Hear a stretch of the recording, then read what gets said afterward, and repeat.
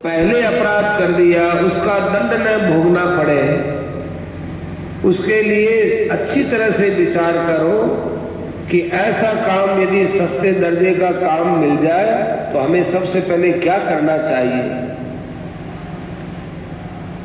इतने पर भी हम लोग आगे से आगे नया नया अपराध करके दुख पा रहे हैं, इससे बढ़कर और क्या मूर्खता होगी।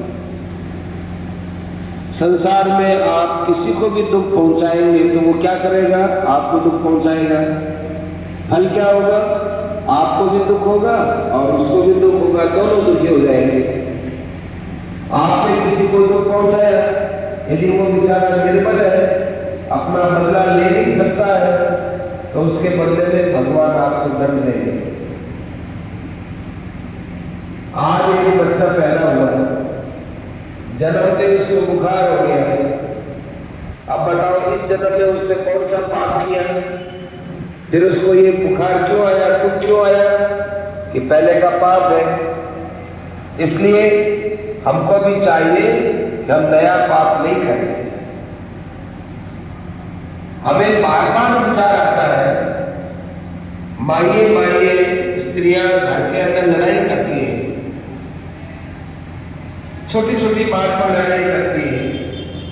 कोई अपनी बात नहीं माने तो लड़ाई, अहंकार को लेकर लड़ाई, चीज वस्तु के बंटवारे को लेकर लड़ाई, काम धंधे को लेकर लड़ाई। वो अपनी बुद्धि से यह नहीं सोचती है इसका फल क्या होगा, आगे इसका परिणाम क्या होगा, दुखी होगी। वो काम नहीं करती है और सासू उसको देकर जलती है, दोनों को दुख होता है। क्या फायदा, यदि आपकी बहू आपके कहे अनुसार नहीं करती है तो आपको बहू से कमी नहीं देखनी चाहिए, अपने भी कमी देखनी चाहिए। हम कहीं क्यों तो अपना मन कर रहा है, तो आराम हो जाते हैं, उसका अंतिम परिणाम हमको मिलेगा। और हम तो दूसरे को दुख पहुंचाते हैं, उसका अंतिम परिणाम हमको मिलेगा।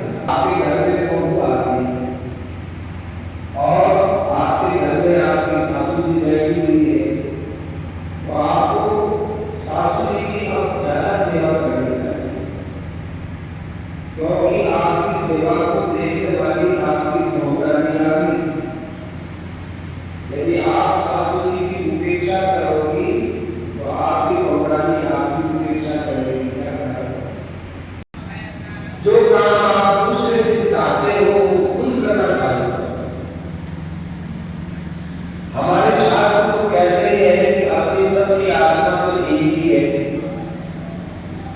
महात्मा पुरुष जैसे हम अपने शरीर को आराम पहुंचाते हैं ना, ऐसे सारे संसार को अपनी आत्मा समझकर सुख पहुंचाते हैं। भगवान का भक्त होता है, वो सबको अपना इष्ट नारायण समझकर सेवा करता है। उसका फल क्या होता है कि उस भक्त की चिंता सब लोग करते हैं, सब सेवा करते हैं, आराम पहुंचाते हैं। मैं आपकी सबकी सेवा करूं तो क्या आप मुझे सुख नहीं पहुंचाओगे? मैं सबको दुख पहुंचाऊंगा तो लोग मुझे दुख पहुंचाने के लिए टूट पड़ेंगे।